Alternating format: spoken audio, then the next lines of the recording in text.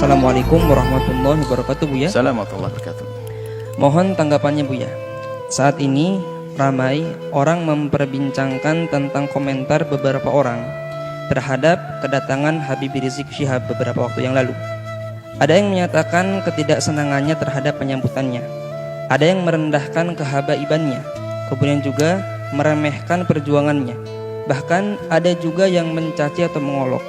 Mohon tanggapannya, Buya.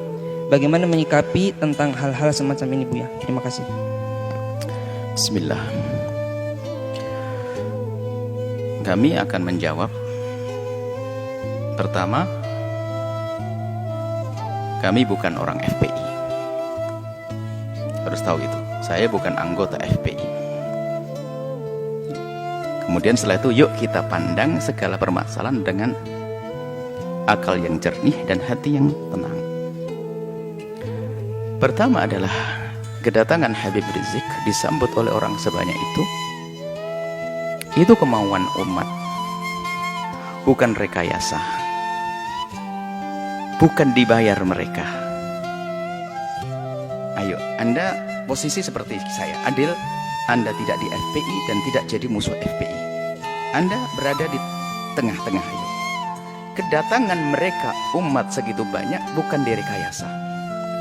Bukan, kalau rekayasa mau dibayar biar datang, nggak ada. Bahkan ini masa pandemi, semua orang meninggalkan kerjaannya dengan sukarela. Maka yang harus kita pahami, ada apa di balik ini semuanya? Kerinduan kepada apa sih mereka kok sampai seperti itu? Kita jujur. Nggak perlu kita marah-marah ini. Kadang-kadang dimarahkan Habib Rizik. Habib Rizik ingin datang ke negerinya, ingin berjuang, ingin berdakwah. Bukan bukan direkayasa kedatangan mereka itu semua. Nah ini yang pertama yang harus kita pahami supaya kita tidak suudzon ini. Enggak ada rekayasa. Bahkan yang datang itu orang rela berkorban. Kemudian kedatangan beliau adalah tadi membuat kerusakan, keramaian dan sebagainya. Mari kita pandang dengan jujur juga. Kalau Habib Rizik mengadakan kumpulan, demo dan sebagainya misalnya, jujur Anda, apa sih yang diminta Habib Rizik? Habib Rizik tidak minta pulau untuk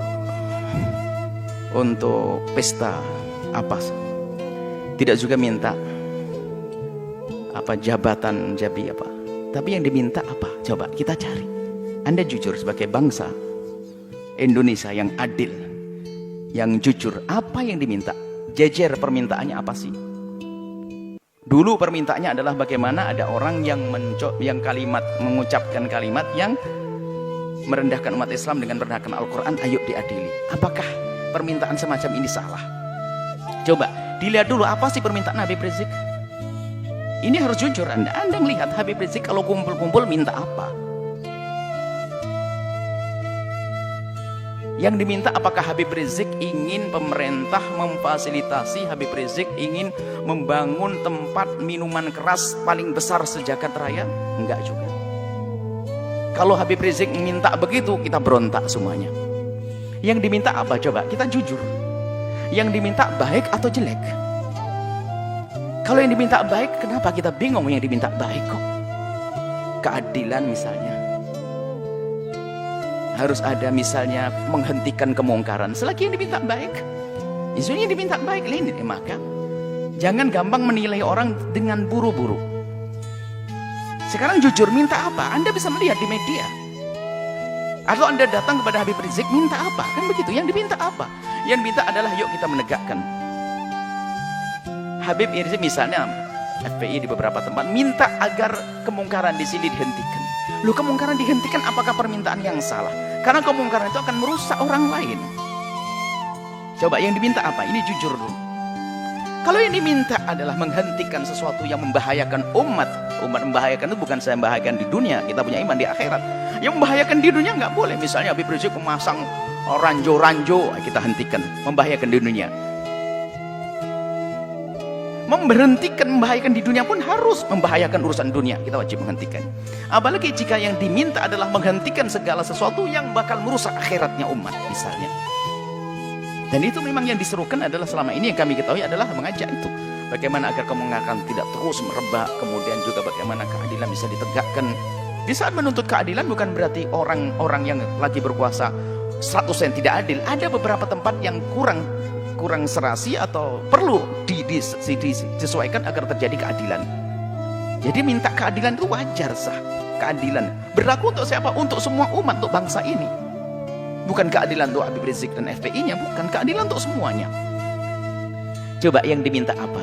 Lah ini maksud kami adalah jangan buru-buru menilai. Yang diminta apa? Bukan minta bantuan untuk membangun pesantrennya di mana, bukan untuk kepentingan ormasnya, bukan. Akan tapi selama ini disuarakan adalah seputar itu. Bagaimana menghentikan kemungkaran, bagaimana menghadirkan keadilan, kemudian bagaimana membatasi sepak terjang orang yang tidak banyak manfaatnya untuk negeri ini misalnya, dengan suara-suara seperti itu. Bagaimana menghentikan kebobrokan moral. Ini kan permintaan yang baik semuanya. Kalau seandainya menyuarakan selain Habib Rizik bagaimana? Kalau Anda mau, kenapa di saat disuarakan Habib Rizik tidak mau? Jujur ini harus perlu kejujuran ini. Kita menilai dari luar seperti ini. Selagi keinginannya baik, maka adalah permintaan itu yang harus kita jadikan sandaran kita untuk menilai. Kemudian selanjutnya kepada Bapak Presiden atau siapapun yang akan menjadi presiden, ini adalah risalah cinta kami kepada Pak Presiden. Ya, kalau mendengar alhamdulillah, kalau tidak mendengar Allah perdengarkan ke hati, biarpun telinganya tidak mendengar. Atau calon presiden, ketahuilah bahwa jabatan kepresidenan itu sangat terbatas. Apa artinya 1 kali naik, 2 kali naik, ujung-ujungnya adalah kesengsaraan yang panjang di akhirat nanti. Maka mumpung Allah beri kesempatan untuk naik surga tertinggi, maka hendaknya Pak Presiden atau para calon presiden itu, apalagi yang mereka adalah benar-benar ahli la ilaha illallah, termasuk Pak Presiden kami yakin ahli la ilaha illallah, orang beriman. Perhatikan keimanan tersebut. Jadikan jabatan presiden ini adalah untuk selamat di akhirat.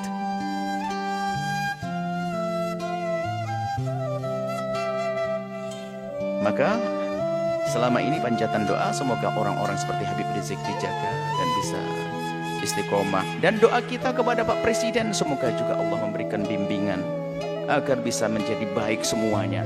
Tidak perlu kita memusuhi, akan tapi kita perlu bagaimana menghantarkan kebenaran. Kita tidak punya permusuhan dengan Bapak Presiden, akan tapi kami punya cinta karena kami tahu beliaunya adalah ahli la ilaha illallah. Kami ingin bahasanya kelak juga selamat di akhirat. Maka mohon, atau calon-calon presiden yang akan datang, ingat, jadi presiden adalah berbatas waktunya, tapi akhirat adalah selamanya dan tidak berbatas. Maka jangan sampai di saat menjabat kepresidenan ini adalah ditipu oleh orang-orang yang ada di kiri kanan kita misalnya, yang punya kepentingan syahwatnya, urusan dunianya, tidak ada hubungannya dengan imam, sehingga kita akan kebawa ke sana. Maka pandanglah dengan adil. Orang yang bakal mengganggu akhirat Anda pinggirkan. Anda bisa melihat pasti di kalangan menteri, di kalangan pokoknya harus dibersihkan dari orang-orang yang bakal mengganggu keselamatan kita di akhirat. Kami yakin Anda ahli iman. Kami mendengar Anda jadi imam sholat, Anda juga umroh. Subhanallah. Tinggal perlu Anda mengikuti hati kecil Anda bahwasanya Anda ahli iman. Maka segala sesuatu yang bertentangan dengan keimanan Anda ini aja diberesi, diselesaikan. Karena itu akan ada tuntutan dan tanggung jawab di hadapan Allah Subhanahu wa taala. Kemudian berlapanglah dengan masukan atau kritik dari siapapun. Maka di saat ada misalnya selama ini rame seperti tadi hubungan dengan Habib Rizik dan sebagainya, yang diminta adalah, kami yakin yang diminta Habib Rizik adalah di hati kecil Anda adalah Anda setujui keadilan, kebaikan dan sebagainya. Kami ingin bertemu, ini maksud. Kami yakin insya Allah, kami yakin husnudzon bahasanya Anda orang beriman, dan presiden setelahnya. Kami tidak mengarah kepada presiden tadi. Selagi itu keinginan yang baik, ayo kita kita sambut. Dan nanti secara umum kritik itu justru mengangkat kita. Bagaimana kita menjadi waspada. Kritik itu kadang kita tidak bisa sadar, tidak bisa mengoreksi diri kita sendiri. Akhirnya dengan kritik itu kita bisa berbenah. Kalau tidak ada kritik kita nggak akan waspada. Seperti di lembaga begini, kalau tidak ada kritik nggak akan ada perubahan. Ada yang kritik Buya, kenapa kok begini? Langsung kita buat perubahan. Kira gini, menarik. Semakin banyak yang mengkritisi Anda, sebenarnya semakin besar peluang Anda untuk menjadi lebih bagus. Hanya di saat dikritiki oleh seseorang, kita lihat, kita pelajari. Lalu bagaimana? Yang mengkritik itu sendiri diajak untuk menyelesaikan bersama. Karena yang mengkritisi biasanya punya bahan, punya modal untuk menyelesaikan masalah. Seperti ini. Ini adalah kepada pemerintah. Jangan menuruti orang-orang yang hanya menuruti hawa nafsunya. Anda akan rugi. Hidup Anda berbatas. Hidup Anda berbatas. Kita tidak rela la ilaha illallah di alam barzah mendapatkan seksa, dan di padang mahsyar tersiksa, di akhir tersiksa. Tapi surga kah untuk semuanya? Surga untuk ulama, surga juga untuk presiden kalau mau. Inilah, maka kalau seandainya kesadaran semacam ini hadir, nggak akan ada ontran-ontran semacam ini. Semuanya aman tentram. Semuanya aman tentram. Bisa orang punya niat busuk akan terlihat begitu mudah. Apalagi sekelas presiden, sekelas pemimpin, itu sangat mudah. Orang ini niatnya hanya kepentingan urusan ini, kebaca. Artinya tinggal kalau memang tujuannya nggak benar, merusak negeri ini, merusak bangsa ini, amanah di hadapan Allah. Ya jangan diperkenankan orang semacam itu begitu. Jujur, bukan karena hawa nafsu, bukan hanya mempertahankan kekuasaan. Biarpun kita pertahankan akan berakhir ini kekuasaan kalau tidak kita pertahankan dengan cara yang benar. Tapi harapan kami adalah yang menjabat di negeri ini, presidennya adalah dengan Allah, dengan imannya, lalu selamat nanti di akhirat. Maka demo-demo yang selama ini Anda dengar, Anda perhatikan, Anda sambut. Sebagai seorang bapak ngayomi anak, sebagai seorang presiden, apa sih yang ayo diskusi yang baik. Seperti itu. Jadi selagi itu yang diminta hal yang baik, jangan ditolak. Kecuali dia minta jelek, minta membuat, mestinya ya harus ditolak itu. Perusahaan yang haram, perusahaan merusak, perusahaan ini, perkumpulan merusak. Ini yang harus kita tolak. Tapi kalau orang berkumpul datang kepada Anda, menyuruh, mengajak kepada kebaikan, hendaknya Anda bertanya, karena itu sebetulnya mereka menghantarkan surga untuk Anda. Seperti itu. Jadi ini kepada Bapak Presiden hari ini atau presiden yang akan datang. Semoga ini menjadi kaidah. Siapa menjadi presiden, hendaknya seperti itu. Alangkah indahnya di dunia jadi presiden, ternyata jabatan presiden ini hanya untuk melangkah ke surga. Sebab surganya presiden lebih mudah, gede banget. Karena apa? Dia punya kekuatan. Kekuatan untuk masuk surga mah gampang. Seperti itu. Kemudian selanjutnya, kepada umat semuanya, hentikanlah dengan budaya mengadu domba. Habaib diadu domba dengan habaib, habaib dengan ulama, ormas dengan ormas. Hati-hati, ada Allah. Jika Anda menyebarkan sebuah berita tapi niatnya jelek, ada hitungannya di hadapan Allah. Allah akan porak-porandakan di dalam diri kita sendiri. Kita tidak bisa ngancam dengan senjata. Kami hanya mengingatkan ada Allah. Kita tidak mengancam dengan apapun. Allah, jangan mengadu domba antara habaib dengan habaib, ulama-ulama. Kalau mengambil berita, sekiranya kalau itu maslahat, Anda sebarkan. Tidak memotong omongan orang untuk diadu. Masya Allah. Khususnya para habaib adalah dzurriyyah Nabi SAW yang kita harus mencintai mereka. Apalagi menyebarkan berita-berita. Maka kepada umat semuanya, ayo, ada hitungannya. Yang biasa mengadu domba, maka ketahuilah di dalam rumahnya pun pasti tidak semesra. Ingat, yang biasa menyebar berita-berita nggak karuan itu sebetulnya di rumahnya pun tidak mesra dia. Tidak akan indah di rumahnya. Dengan saudaranya mungkin rebutan waris dengan ini. Lihat.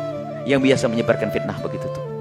Yang suka nyebar fitnah-fitnah, memfitnah para habaib, memfitnah para ulama itu, kalau dilacak dalam rumahnya nggak ada mesra. Itu nggak tegur sapa sama saudaranya berbulan-bulan, bertahun-tahun. Mungkin tidak akur dengan bapaknya juga. Kenapa?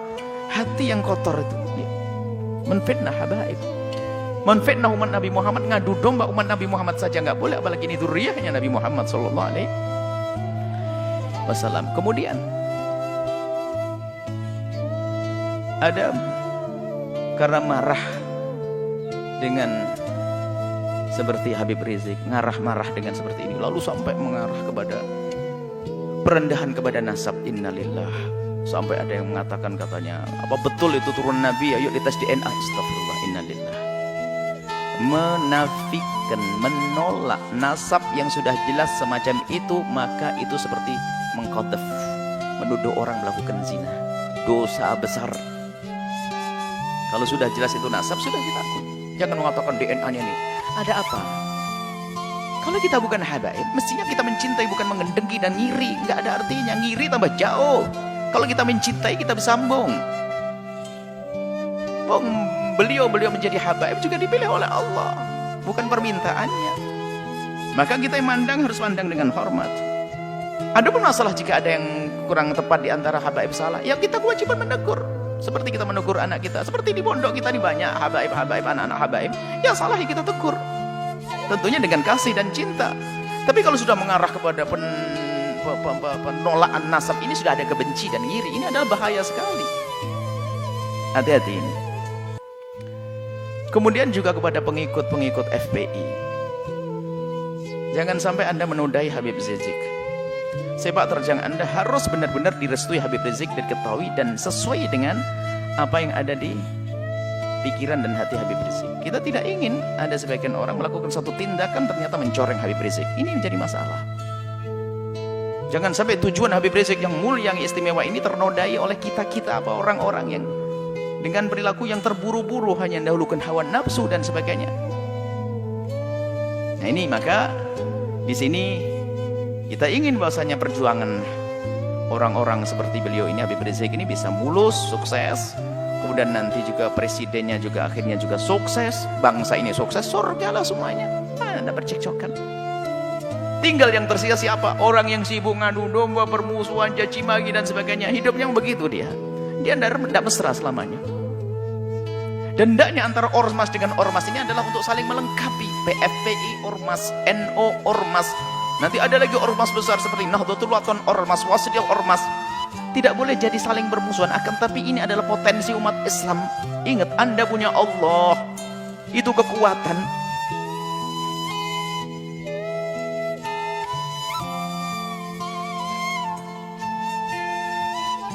Semoga Allah menjadikan kita juru damai di negeri ini. Yang berjuang semoga diberi keikhlasan. Yang punya kebencian dengan pejuang-pejuang semoga diberi kesadaran dan diampuni oleh Allah. Pejabat-pejabat semoga dimulai dari presiden sampai bawah, semoga Allah berikan hidayah, bimbingan, sehingga semuanya kita ini selamat. Tidak boleh kita mengharapkan orang celaka masuk neraka.